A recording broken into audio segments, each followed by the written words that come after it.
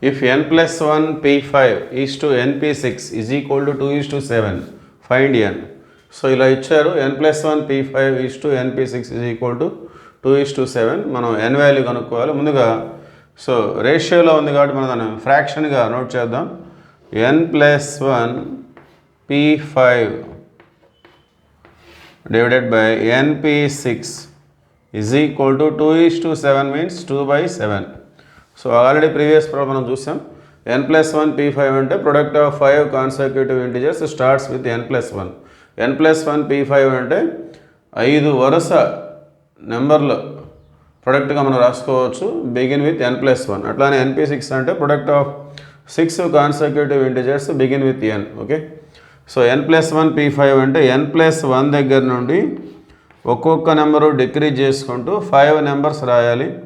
n plus 1 తర్వాత ఒక number minus చేస్తే n, ఇంకొక నెంబర్ డిక్రీజ్ చేస్తే n minus 1, ఇంకొక నెంబర్ డిక్రీజ్ చేస్తే n minus 2, ఇంకొక నెంబర్ డిక్రీజ్ చేస్తే n minus 3.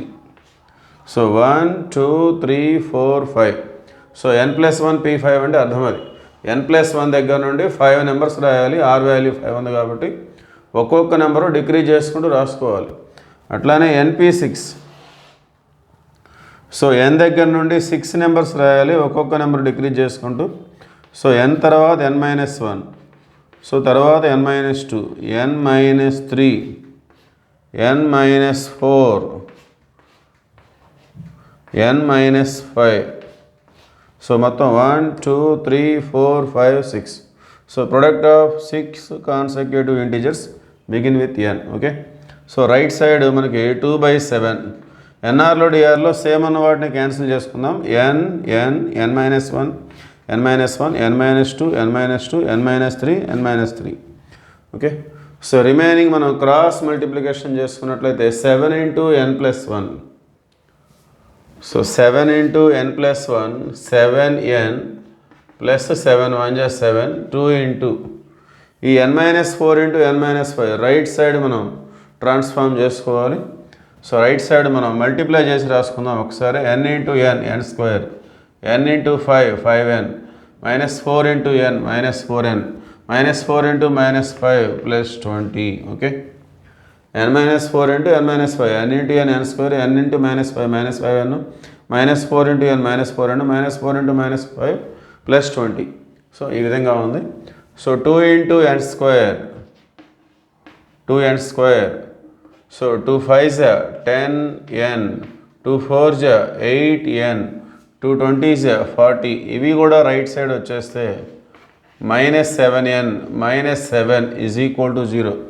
సో ఫైనల్గా ఇది వచ్చేసి 2n square minus 10n minus 8n minus 18n minus 7 minus 25n 40 minus 7 33.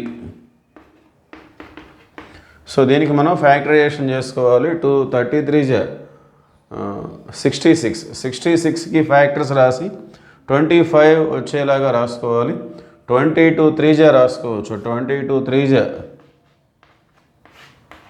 66. So 2n square minus 22n minus 3n plus 33 is equal to 0. First 2 టర్మ్స్లో 2n common తీస్తే 2 పోయింది, n పోతే ఇంకొక n ఉంటుంది. 2 11s already n అనేది common వచ్చేసింది. 2 11s 11 times cancel అయింది. ఇక్కడ -3 common తీసుకుంటే n minus 11, 3 11s 33. Okay, so ఇప్పుడు n minus 11 కామన్ తీస్తే 2n minus 3 వచ్చేస్తుంది. సో ఈ ప్రొడక్ట్ 0 అంటే ఇందులో ఏదైనా 0 కావచ్చు. n minus 11 0 కావచ్చు, లేదంటే 2n minus 3 కూడా 0 కావచ్చు. సో ఇక్కడ n is equal to 11 వస్తుంది. ఇక్కడ n is equal to -3 right side వస్తే +3, 2 అనేది ఇంటూలో ఉంది కాబట్టి బై అవుతుంది. n is equal to 3/2. So ఇది మనకి వ్యాలిడ్ నెంబర్ కాదు, బికాస్ n అనేది ఒక positive integer. It does not belongs to z. So 11 అనేది ఒక positive integer. So we take n is equal to 11. Okay, so 3/2 అనేది ఒక ఫ్రాక్షన్, అది ఇంటిజర్ కాదు. సో n అంటే పాజిటివ్ ఇంటిజర్ గ్రేటర్ దాన్ 0, 0 కంటే ఎక్కువగా ఉండేటటువంటి ఒక పాజిటివ్ ఇంటిజర్. సో దాన్ని సాటిస్ఫై చేసేది మనకి 11 మాత్రమే. So n is equal to 11. Okay, thank you.